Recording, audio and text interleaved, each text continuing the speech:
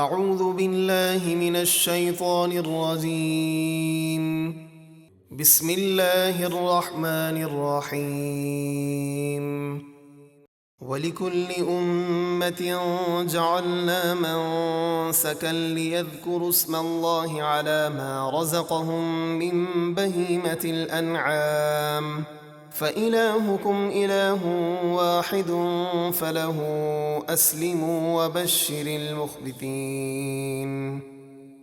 اور ہر امت کے لیے ہم نے ایک قربانی مقرر فرمائی، یعنی پہلی امتوں پر بھی قربانیاں تھیں تاکہ وہ اس کے دیے ہوئے بے زبان چوپایوں پر ذبح کے وقت اللہ کا نام لیں۔ تو تمہارا معبود ایک معبود ہے، تو اسی کے حضور گردن جھکاؤ، اور اے محبوب ان عاجزی کرنے والوں کو جنت کی خوشخبری سنا دیجیے۔ الذين إذا ذكر الله وجلت قلوبهم والصابرين على ما أصابهم والمقيم الصلاة ومما رزقناهم ينفقون۔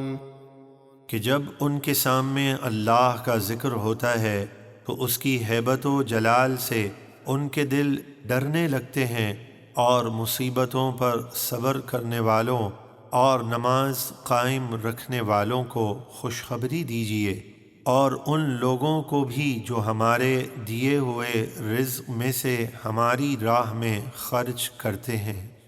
والبدن جعلناها لكم من شعائر الله لكم فيها خير فاذكروا اسم الله عليها صواف فإذا وجبت جنوبها فكلوا منها وأطعموا القانع والمعتر كذلك سخرناها لكم لعلكم تشكرون۔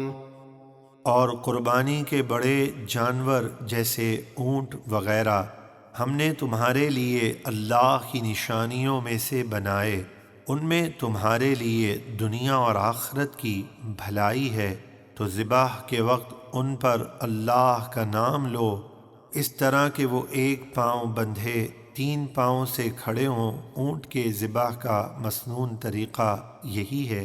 پھر جب ان کی کروٹیں گر جائیں، یعنی ذبح کے بعد وہ ٹھنڈے ہو جائیں، تو ان میں سے خود کھاؤ، اور صبر سے بیٹھنے والے اور بھیک مانگنے والے کو کھلاؤ۔ ہم نے اسی طرح ان کو تمہارے قابو میں دے دیا تاکہ تم ہمارا شکر ادا کرو۔ لن ينال الله لحومها ولا دماؤها ولكن يناله التقوى منكم كذلك سخرها لكم لتكبروا الله على ما هداكم وبشر المحسنين۔ اللہ کو ہرگز نہ ان قربانیوں کے گوشت پہنچتے ہیں نہ ان کے خون، لیکن تمہاری پرہیزگاری اس تک پہنچتی ہے۔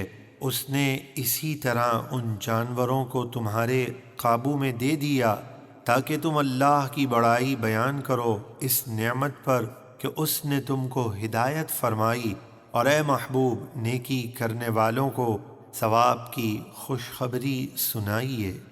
ان اللہ يدافع عن الذین آمنوا ان اللہ لا يحب كل خوان کفور۔ بے شک اللہ مسلمانوں کی بلائیں ٹالتا ہے، بے شک اللہ کسی بھی بڑے دغاباز ناشکرے کو دوست نہیں رکھتا۔